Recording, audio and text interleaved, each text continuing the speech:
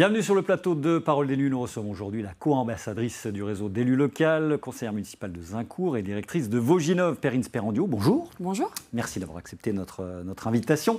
Alors vous nous aviez dit il y a 2 ans, vous sentir plutôt d'hiver droite. On va vous poser la question rituelle. Qu'est-ce que ça veut dire aujourd'hui qu'être de d'hiver droite? Et puis on va parler aussi d'une des figures dans ce mouvement-là qui vous intéresse un petit peu, c'est celle d'Édouard Philippe. Oui, alors être de droite ou d'hiver droite, pour moi, c'est mettre l'entreprise au centre en fait, de toutes nos politiques publiques. Considérer que la base de notre société, c'est l'entrepreneuriat, l'entreprise, l'emploi, puisque c'est aussi la base de tout notre système social. Je pense que c'est ça pour moi, être de droite. Et puis, donc, cette figure d'Édouard Philippe que vous aviez rencontrée, j'imagine, du côté de Taon, quand il était venu du côté de chez Cédric Axer, qui est le référent départemental. Qu'est-ce qui vous plaît aujourd'hui dans la trajectoire de l'ancien Premier ministre? Oui, j'ai eu l'occasion de le rencontrer il y a quelques mois quand il est venu à Taon-les-Vosges. J'ai eu le temps d'échanger quelques mots avec lui. Je trouve qu'on a une société qui est de plus en plus fracturée quand même, avec des sujets qui deviennent clivants à chaque fois qu'ils sont mis sur la table. Et je trouve que c'est quand même important d'avoir quelqu'un qui puisse rassurer, être consensuel, avec de l'expérience, mais qui sache aussi dire ce qui ne va pas. Et j'ai ressenti cela en Édouard Philippe. Alors après, j'attends encore un petit peu, je suis dans l'analyse, mais pour moi, oui, ça pourrait être pertinent de l'avoir comme président en 2027. Bon, c'est vrai qu'il a bien su se mettre en retrait, puis pas question de laisser entendre qu'on fait la campagne, nous, d'Édouard Philippe, puisque c'est vrai qu'il y a beaucoup d'élus vosgiens qui, aujourd'hui, s'inscrivent dans cette logique-là. Je le disais en introduction, vous co-animez le réseau d'élus local dans les Vosges. Où est-ce qu'on en est? On m'a rappelé le principe de ce que c'est que ce réseau d'élus local. Bon, tout est dit dans le titre, on a envie de dire. C'est ça. Moi, je suis très heureuse de l'animer. Ça fait un peu plus de 3 ans maintenant que je l'anime. Alors aujourd'hui, je suis co-ambassadrice avec Gina Filogogno, donc qui est élue sur Saint-Dié. C'est un réseau très riche de rencontres, mais c'est un réseau aussi concret. On est d'une centaine de membres. Et puis, on organise régulièrement des rencontres sur des points techniques, des connaissances à acquérir, qui font que nos élus locaux, nos femmes élues, puissent élargir leurs connaissances, leurs compétences et se sentir beaucoup plus sereines dans leur mandat électif. Ça veut dire que le besoin originel tel que déminé par Sylvie Dalguer et Guylaine Jornel-Jean-Pierre qui était à l'origine existe toujours pour vous? Il n'y a pas eu de progrès? Il y a encore besoin de cet accompagnement spécifique d'élus femmes? Oui, je pense. Après, ça dépend des élus. C'est aussi une occasion d'être dans un réseau transpartisan et bienveillant et discuter de ces difficultés. Mais c'est vrai que moi, je l'ai plus orienté sur des intervenants pertinents sur certains sujets. Je prends un exemple. Courant mai, on a organisé une réunion à Vincey et à Saint-Dié, la même réunion, avec le référent Europe Direct qui est venu nous présenter l'Union européenne, donc l'historique, les tenants, les aboutissants, les idées reçues, mais aussi tout le dispositif d'aide. Et je trouve ça toujours pertinent d'arriver dans son conseil municipal, d'entendre parler d'une aide de l'Europe, par exemple, et de se dire je suis très à l'aise là-dessus parce que j'ai justement appris des choses à la dernière réunion élue locale. Donc voilà, c'est vraiment dans cet état d'esprit qu'on se rencontre pour continuer. Et je pense qu'en toute façon, on a toujours à apprendre, qu'on soit des femmes ou des hommes, il y a toujours à apprendre. Alors vous allez sans doute mettre les bouchées doubles, puisque au prochain scrutin, les municipales 2026, dans les communes de moins de 1000 habitants, changement de mode de scrutin, la parité, comment est-ce que vous voyez les choses et comment est-ce que votre réseau va accompagner les candidates, puisqu'il en faudra forcément mathématiquement davantage? Alors notre réseau, le réseau élu local, a toujours prôné la féminisation de la vie politique. Il faut savoir qu'arriver à des lois sur la parité, donc en 2014 pour les premières communes de plus de 1000 habitants et en 2026 donc pour les communes de moins de 1000, ça reste un échec. En fait, c'est un constat d'échec d'arriver à une parité imposée. Il aurait fallu que ça vienne naturellement. On sait que ça ne pourra pas se faire. Aujourd'hui, nous, on a envie d'accompagner. On considère que la parité imposée reste une bonne chose pour la démocratie et la représentativité dans nos communes, mais il faut accompagner. Ce qu'on entend sur le terrain, on est très attentive, on écoute ce que peuvent nous dire des maires sortants ou des élus qui ont envie de monter des listes en 2026 et qui s'inquiètent de savoir est-ce qu'ils vont trouver assez de femmes pour venir sur leur liste. Moi, je ne suis pas spécialement inquiète, mais je pense qu'accompagner, ça peut être aussi le rôle du réseau élu local. Et c'est pour cela que j'ai proposé, il y a quelques semaines, à Christophe Lemel, donc président de la communauté de communes de la région de Rambervillers, une réunion d'information qu'on va faire en septembre. Donc, je l'ai présentée en conférence des maires à la communauté de communes la semaine dernière. Et l'idée, c'est d'accompagner, de faire venir donc, des femmes qui auraient envie de s'engager ou de se réengager, qui sont peut-être déjà élues, et discuter un petit peu de leurs difficultés ou de peut-être les idées reçues qu'elles ont sur le mandat. Décomplexer, en clair, des initiatives potentiels qui pourraient être autocensurés par j'y arriverai pas, c'est trop coûteux en temps, c'est trop difficile pour moi, c'est ça? C'est ça, parler de différentes choses. Déjà, ce qu'est un mandat local dans une commune, ce qu'est une commune, en fait, ce qu'est un conseil municipal. Et puis aussi, décomplexer, c'est une bonne formule. Leur dire que elles peuvent s'engager à son rythme. Le conseiller municipal dans une commune de moins de 1000 habitants, c'est du temps, c'est un peu de temps, mais c'est largement faisable et largement cumulable avec un emploi et une vie familiale. Et puis, c'est aussi leur dire que des compétences, elles en ont. Quand on a un travail, quand on a des enfants, quand on est peut-être aidant familial avec ses parents, etc. Mais on en a des tas des compétences et on a surtout une vraie plus-value à apporter, apporter une plus-value féminine en fait à tous les projets avec une autre vision des choses. Donc oui, c'est leur dire qu'elles ne seront pas seules, elles auront évidemment le réseau élu local si elles ont envie de nous rencontrer. On fera un premier bilan, évidemment, au tout début du printemps, voir un petit peu ce que ça donne. Vous êtes consultante en énergie et en environnement, avec donc le sujet du moment. On vous imagine un poil agacé par ce qui s'est passé à l'Assemblée nationale. On va rappeler que le sénateur vosgien Daniel Gremillet a porté une loi qui porte son nom d'ailleurs, la loi Gremillet sur l'énergie.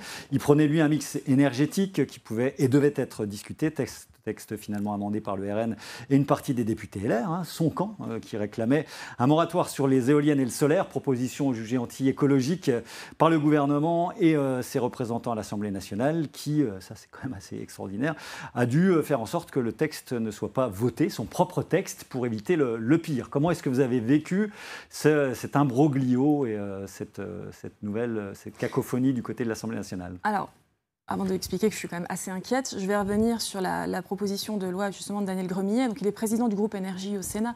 Donc c'est quand même un sénateur qui est très au fait et très au point sur toute cette problématique de l'approvisionnement en énergie pour la France dans les décennies. Visites de terrain dans les Vosges et ailleurs pour voir un petit peu ce qui se passe. Tout type d'énergie d'ailleurs. Et cette proposition de loi, elle avait le mérite d'être une loi programmatique, puisqu'aujourd'hui le gouvernement n'a toujours pas sorti de programmation en fait, du déploiement des énergies et de l'électricité en France. Donc lui, il avait pris justement le lead là-dessus. Et donc cette PPL, alors cette proposition de loi, elle date de 2024, mais elle arrive à l'Assemblée il y a quelques semaines. Et là, on arrive à un débat qui est quand même assez fou parce qu'on se retrouve avec un amendement déposé pour un moratoire.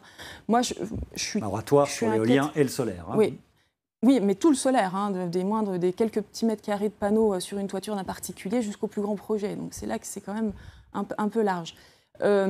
Moi, là où je suis inquiète, c'est que je m'inquiète du niveau de connaissance en fait, de ces élus sur vraiment l'enjeu énergétique de la France d'ici 2035. Les prochains EPR, les EPR2, les prochaines centrales nucléaires, elles ne seront pas prêtes avant 2035, théoriquement. On ne sait même pas encore aujourd'hui si elles seront prêtes en 2035. Donc on a besoin des énergies renouvelables dans les 10 ans à venir.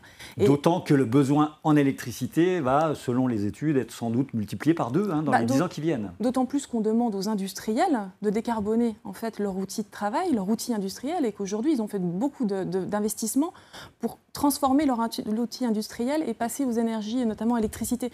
Donc on ne peut pas derrière leur dire, par contre, vous avez fait vos travaux, c'est très bien sur votre outil, mais on ne sait pas vraiment si vous aurez l'électricité dans les 10 ans. Elle sera peut-être beaucoup plus chère. Oui, elle sera beaucoup plus chère ou elle sera fabriquée grâce aux énergies fossiles. Donc on revient à la vision d'avant. Bon, ça c'est le populisme du RN aussi. Le populisme, c'est une vision passée des choses. Mais le problème, c'est quand même de ne pas avoir... On parle de souveraineté industrielle.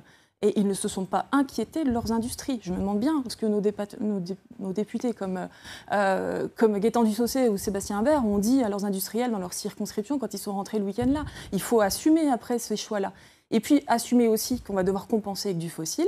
Le fossile, c'est bien sûr le changement climatique qui s'accélère, puisque c'est pour ça qu'il faut en sortir très très vite. Ah là, on le sent en ce moment, ça c'est le moins qu'on puisse dire. Voilà. Les climato-sceptiques vont peut-être en être pour leur grade, encore que.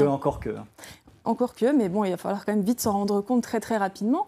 Et puis un autre argument qui peut aussi être important à rappeler, c'est que notre balance commerciale aujourd'hui de la France, on importe énormément d'énergie. En 2024, c'est 60 milliards d'euros importés d'énergie. Notre balance commerciale serait quasiment à l'équilibre si on n'importait pas d'énergie. Donc notre souveraineté énergétique qu'on n'a jamais eue depuis l'ère du pétrole en France, on pourrait... Ça ne peut pas être que le nucléaire. Ça ne peut pas être que le nucléaire, ça ne peut pas être que l'électricité non plus, il y a d'autres énergies. Mais c'est sûr que le nucléaire, on en a besoin. Et c'est une complémentarité, et c'est ce mix énergétique entre les différentes énergies qui apparemment, n'arrive pas à être compris à l'Assemblée côté extrême droite. Alors, Daniel Gremillet, lui, tablait sur 60% de nucléaire en 2030, avec un objectif à 50% en 2050, c'est-à-dire qu'on décroît la dépendance au nucléaire.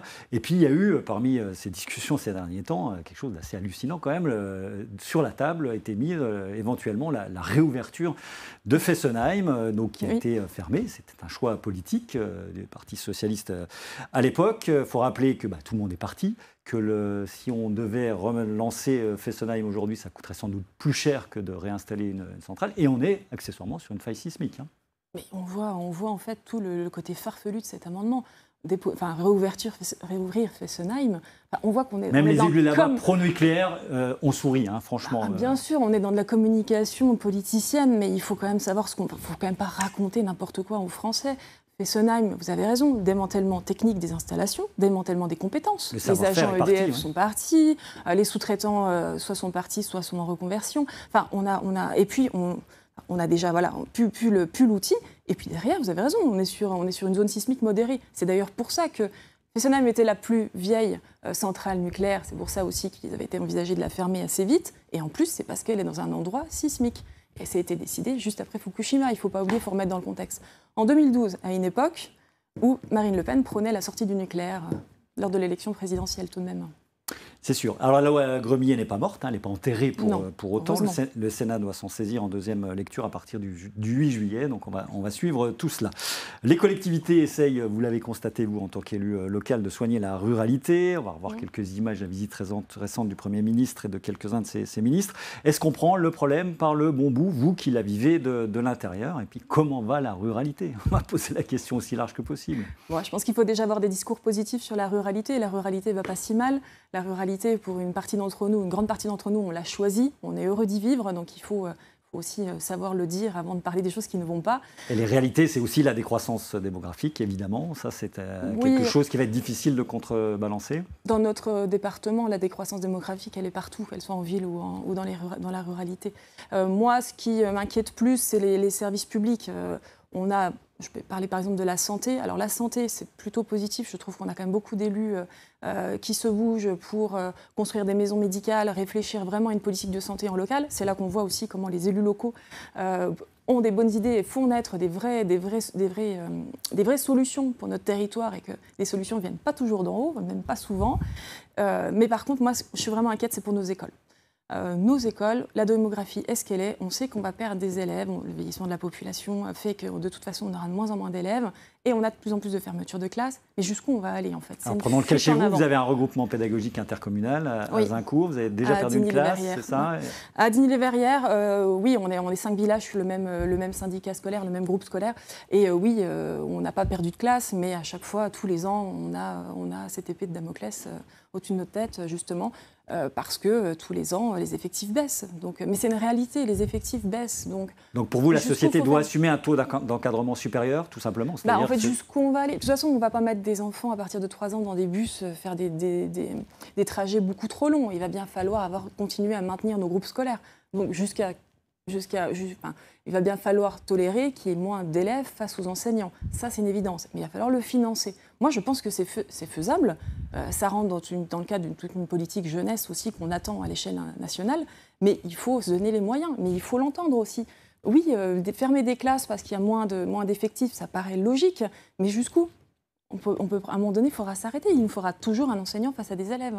Sachant que vous parliez de jeunesse, pour vous, on n'entend pas assez cette jeunesse, on ne la fait pas assez participer au débat citoyen? Je trouve, oui, que c'est assez scandaleux, en fait, de manière globale, dans toutes les discussions, dans tous les politiques publiques nationales, on ne parle pas de jeunesse. C'est très inquiétant parce que la jeunesse, évidemment, c'est l'avenir. Et en fait, comme on est un pays vieillissant, j'ai peur, moi, je crains qu'on s'inquiète.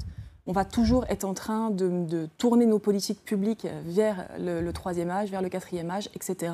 Et on va oublier notre jeunesse. Vous êtes pour le droit de vote à 16 ans, par exemple, qui est une des mesures qui est demandée de temps en temps? Mais pourquoi pas? Moi, je pense que si on peut... quand on voit le taux d'abstention, je pense que déjà, on a un problème avant d'aller chercher les jeunes à 16 ans. Peut-être qu'il faudrait déjà comprendre pourquoi on n'arrive pas à aller chercher les jeunes à 18 ans. Ou pourquoi, maintenant, ils se tournent vers les extrêmes, notamment l'extrême droite. Je pense qu'il y a un vrai sujet... qui n'est pas analysé et qui est très peu discuté. C'est d'ailleurs une des choses que j'ai dit à Édouard Philippe quand je l'ai rencontré. Je lui ai dit justement que la politique jeunesse était quand même la grande absente de tous les programmes. Allez, il nous reste 2 petites minutes. On va parler de la forteresse de Châtel-sur-Moselle. Vous êtes la vice-présidente des Amis de la forteresse. La CAE, la communauté d'agglomération d'Épinal, a investi pour assurer une première tranche de travaux. Où en est-on et que souhaitez-vous à l'avenir? Alors, le meilleur, évidemment, mais vers quoi on pourrait se projeter? Oui, alors nous, on est très heureux, à l'association. Il y a eu 2,6 millions d'euros investis sur le site avec énormément de travaux. Donc on a abattu la verrue, la grosse verrue, la voici. La résidence, j'allais forcément y venir. Aujourd'hui, on arrive sur une forteresse médiévale. Quand on entre sur le site, on ne se demande plus où on est parce qu'il y a encore un immeuble années 70. Donc l'agglo est propriétaire du site. On a vraiment la chance que l'agglo, par l'intermédiaire de Michel Henrich, investisse sur le site et fasse ses travaux. Les travaux, c'est une première étape. Demain, on sait aussi qu'il va falloir multiplier la capacité d'accueil. Alors, en 2024, je précise, on a accueilli 14 000 visiteurs. L'objectif, c'est de passer entre 20 et 30 000 visiteurs. Donc, c'est faisable, mais il va falloir revoir aussi toute la politique d'accueil. Et il va nous falloir surtout un musée à l'ère numérique, un musée moderne. Parce qu'aujourd'hui, on a un musée un peu à la vieillissant, on va dire, un musée à l'ancienne. Voilà. Et il faut un musée à l'ère numérique pour accueillir de nouveaux visiteurs. Ça, c'est une évidence. Et ça, c'est encore un gros investissement à faire. On suivra tout cela. La question rituelle, 2026, on l'a dit, élection municipale. Vous êtes aujourd'hui conseillère municipale à Zincourt. Perrine Sperrandio, vous y retournez ou pas? Alors aujourd'hui, moi, j'ai toujours envie. J'ai envie de prendre plus de responsabilités. J'ai envie de m'engager pour mon territoire. Alors il y a des choses qui bougent, qui avancent, mais pour l'instant, je ne peux pas en parler. On suivra tout cela. Merci beaucoup d'avoir accepté notre invitation. Perrine Sperrandio, donc conseillère municipale à Zincourt et co-animatrice, co-ambassadrice du réseau d'élus locaux. Très bonne semaine à toutes et à tous. On se retrouve la semaine prochaine. Ça sera la dernière de la saison du côté de Contrexéville avec le maire de la cité thermale, Luc Gérec. Merci encore. Très bonne semaine à toutes et à tous. Merci.